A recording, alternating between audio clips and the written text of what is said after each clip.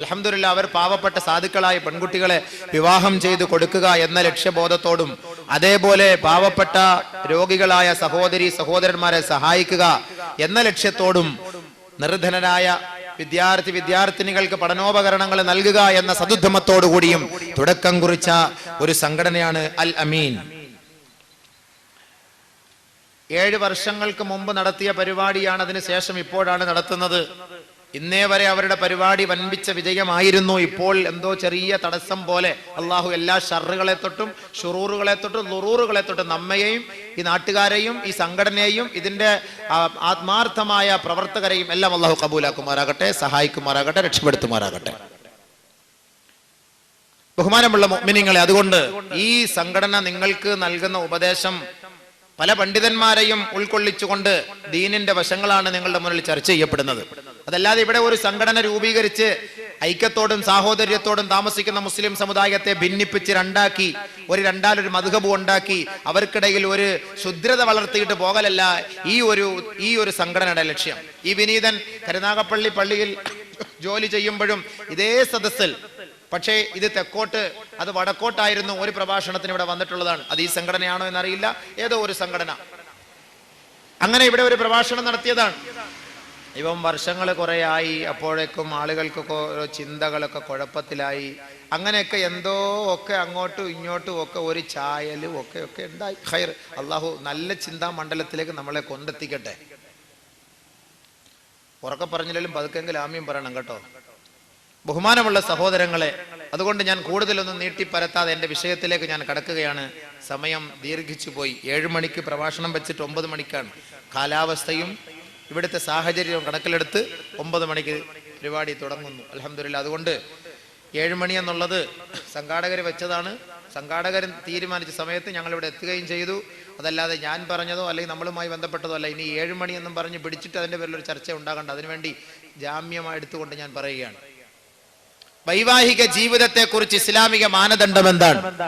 2 ദിവസം ഇൻഷാ അള്ളാഹ് നിങ്ങളുടെ മുന്നിൽ, 2-3 ദിവസം കൊണ്ട് നമുക്ക് ഈ കുടുംബജീവിതത്തെ കുറിച്ച് പൂർണ്ണമായി പറയാൻ കഴിയില്ല, ഭാഗികമായിട്ട് എങ്കിലും മർമ്മപ്രധാനമായ ഭാഗങ്ങളൊക്കെ എടുത്ത് ടച്ച് ചെയ്തുകൊണ്ട് നമുക്കത് ചർച്ച ചെയ്ത് ദുആ ചെയ്ത് പിരിയാം. അതുകൊണ്ട് 2 ദിവസം നിർബന്ധമായി നിങ്ങൾ വരണം ഇൻഷാ അള്ളാഹ്. ഓരോ കുടുംബക്കാരും മനസ്സിലാക്കേണ്ട കാര്യമാണ്, ഓരോ മുസ്ലിമും മനസ്സിലാക്കേണ്ട കാര്യമാണ്.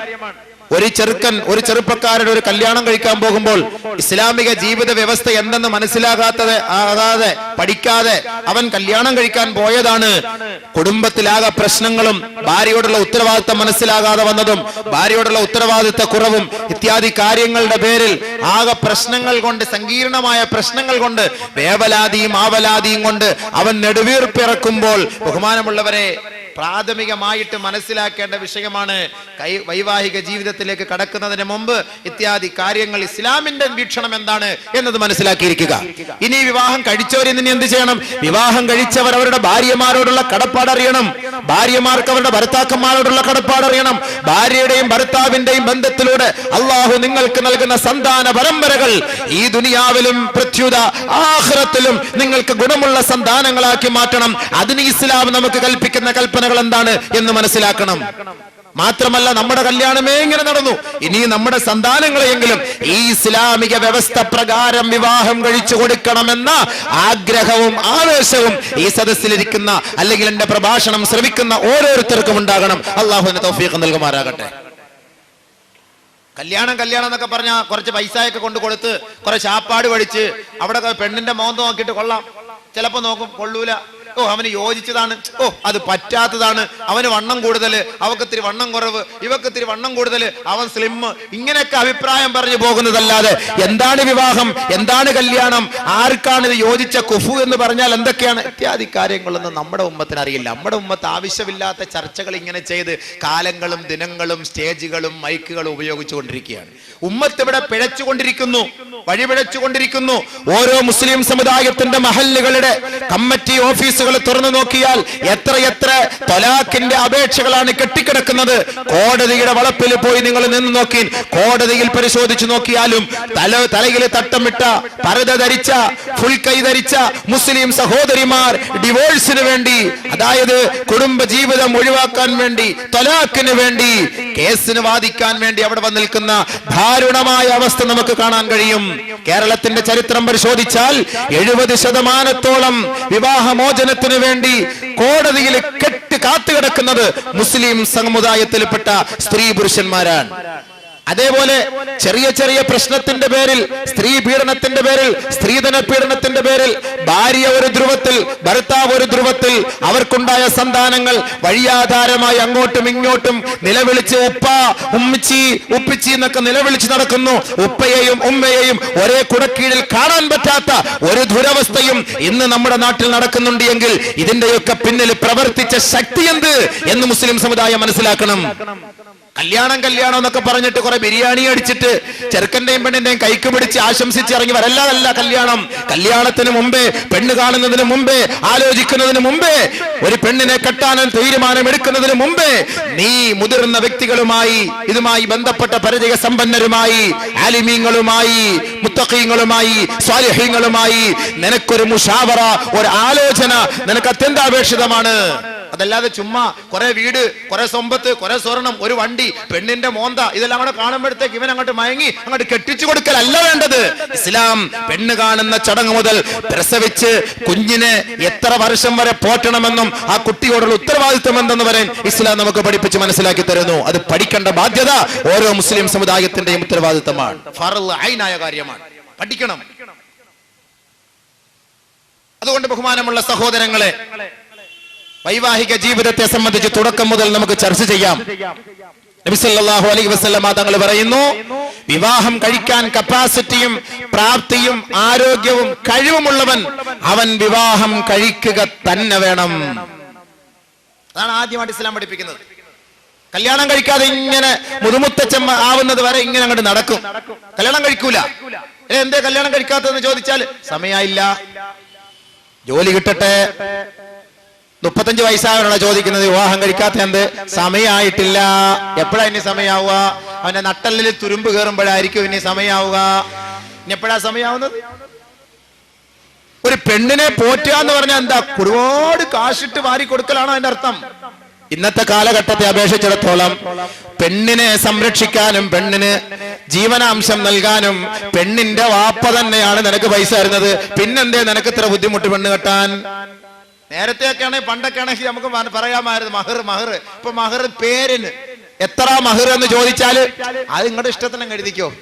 നമ്മടുത്ത് പറയാ എത്ര മോനെ മഹർ, അത് ഉസ്താദിന്റെ ഇഷ്ടത്തിന് പറ. അപ്പൊ ഞാൻ പറയും ഞങ്ങൾ പെണ്ണ് കെട്ടിയതാ, ഇനിയിപ്പോ ഞാൻ എന്റെ ഇഷ്ടത്തിന് മഹർ പറഞ്ഞാൽ നീ കെട്ടാൻ വന്ന കൊച്ചിനെ ഞാൻ കെട്ടേണ്ടി വരും. ആണ് നീയല്ലേ മഹർ പറയേണ്ടത്. അപ്പൊ മഹർ പറയാനെടുക്കാനും അതിന് പോലും കപ്പാസിറ്റിയും കഴിവും ഇല്ലാത്ത ഒരു അവസ്ഥയിലേക്ക് എത്തിയിരിക്കുകയാണ്. മഹർ കൊടുക്കുന്ന ആരാ? പെണ്ണിന്റെ വാപ്പയാണ്. കാലം തിരിഞ്ഞു പോയി. അതിന് അച്ചാരോ എന്ന് പറഞ്ഞ് ബാഗിനകത്ത് കുറച്ച് പൈസ എല്ലാം കൊണ്ട് അങ്ങോട്ട് കൊടുത്തിട്ട് ഉസ്താദന്മാരെ ഇരുത്തി അതും ഒരു സാക്ഷി, അൽ ഫാത്തിഹ അച്ചാരം. എന്നിട്ട് ഈ പൈസ എടുത്തുകൊണ്ടുപോയി താലി വാങ്ങി, മഹർ വാങ്ങി പെണ്ണിന്റെ കഴുത്തി കൊണ്ടുപോയി കെട്ടുക. അപ്പൊ ഇവന് ഒരു വീടുണ്ടോ? ഇവനൊരു സ്ഥാനമുണ്ടോ? ഇവന് സമ്പാദിക്കാൻ വല്ല പൈസ ഉണ്ടോ? ഇവന് ഈ പെണ്ണിനെ പോറ്റാൻ വല്ല കഴിയോ? ഒന്നും കഴിയില്ല. ഇവനാണ് ഈ പെണ്ണിന്റെ തന്ത കല്യാണം കഴിച്ചു കൊടുക്കുന്നത്. കല്യാണ ചെലവ്, അതിന്റെ പേര് കല്യാണ ചെലവ്. ഇങ്ങോട്ട് ഒരു ബാഗിൽ, അതിനകത്ത് ഉസ്താദന്മാരെ സാക്ഷി. കാരണം ഇടി കിട്ടണ്ടായ നാളെ.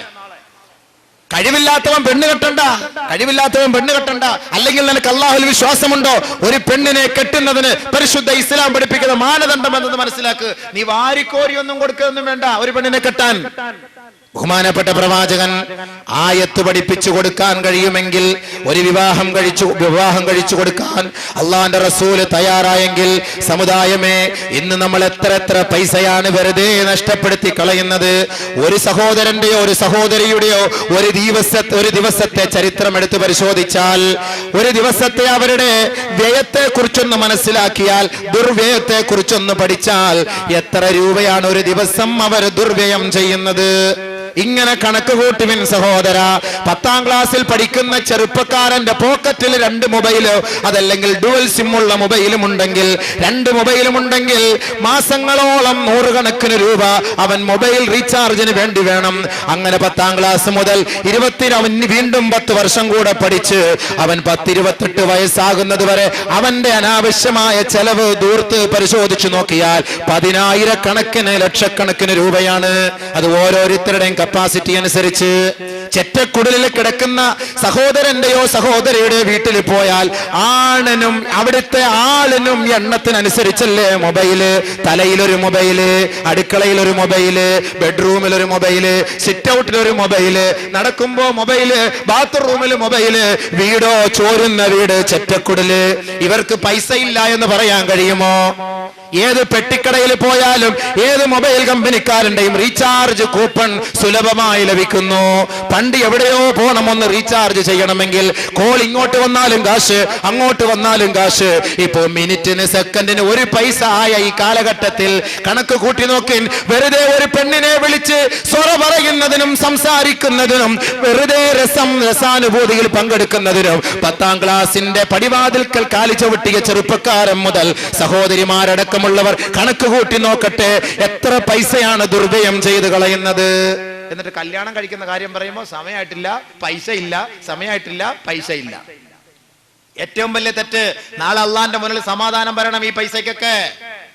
അനാവശ്യമായി നിങ്ങൾ ചെലവ് ചെയ്യുന്ന ഈ പൈസയുണ്ടല്ലോ, ഒരു പെണ്ണിന്റെ സംസാരം കേൾക്കാൻ, അവളുടെ കൊഞ്ചല് കേൾക്കാൻ നീ ചെലവ് ചെയ്യുന്ന ഈ പൈസയുണ്ടല്ലോ, ഈ പൈസക്കെല്ലാം നീ അള്ളാഹുവിന്റെ മുന്നിൽ സമാധാനം പറയേണ്ടി വരും. പറയാതെ കണ്ട് ആദമിന്റെ മോനെ നിന്റെ ഒരു കാല് പോലും ചലിപ്പിക്കാൻ കഴിയില്ല.